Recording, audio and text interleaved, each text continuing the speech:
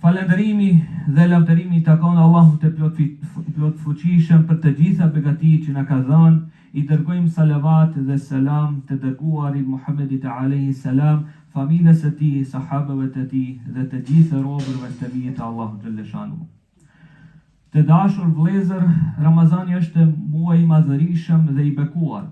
Allahu e ka veçuar dhe me favoret dhe mirësitë e tij dhe e ka nderuar këtë muaj me zbritjen e Kur'anit fisnik. Ai vjen me mëshirë dhe falje nga krijuesi i gjithëmëshirshëm. Sot njeriu vjen boshllok shpirtëror si pasojë e largimit të tij nga krijuesi. Prandaj ai duhet ju kthehet vlerave shpirtërore dhe Ramazani është një rast i volitshëm në këtë drejtim. Ky muaj është kur devotshmëria bëhet më e fortë, sepse qëllimi i agjerimit është devotshmëria.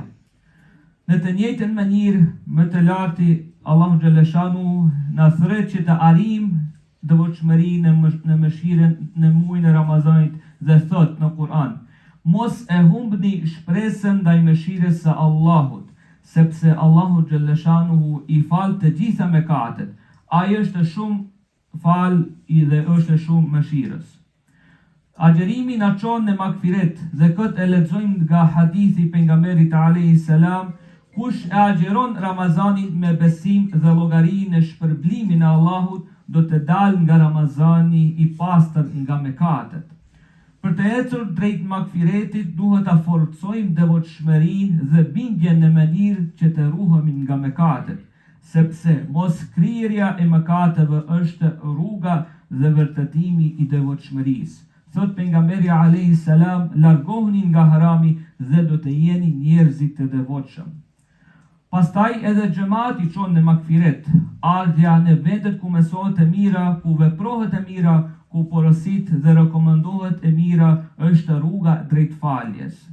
Pejgamberi alayhi salam na mëson që sa herë ti shtrëngojmë duart me vllain ton musliman, na mëson që Allahu xhaleshanu na i shlihet mëkatet dhe le të na inkurajojë ki Ramazani i xhamatit që të jemi xhamat në çdo vit për shkak të nevojës për falje, që do të thotë që të takohemi të gëzuar dhe të lumtur dhe të japim selam njëri tjetrit.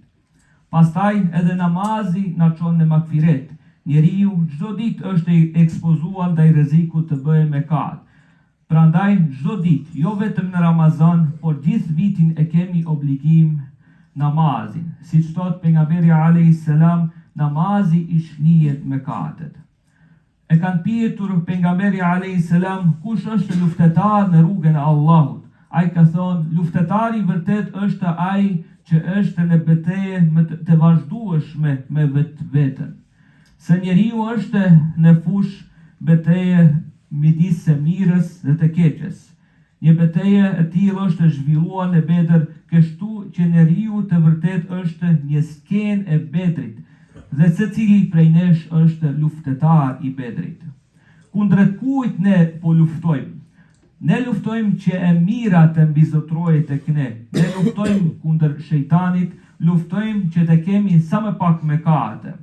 Kurse në atë qëllim na ndihmon Ramazani, na ndihmon devotshmëria, na ndihmon agjerimi. Le të na inkurajojnë ditët e Ramazanit që të dalim nga Ramazani më të fortë, më të fuqishëm dhe më të bashkuar. E lut Allahun që në këtë muaj të na falë dhe mëshiroj, adhurimet të na i shtojë, duat dhe lutjet të na i pranojë, neve të gjithëve dhe prindrit tanë dhe familjet tonë prej zjarrit na shpëton. ألا إن أحسن الكلام وأبلغ النظام كلام الله العزيز العلام، كما قال الله تبارك وتعالى في نظم الكلام: فإذا قرئ القرآن واستمعوا له وأنصتوا لعلكم ترحمون. أعوذ بالله من الشيطان الرجيم. بسم الله الرحمن الرحيم.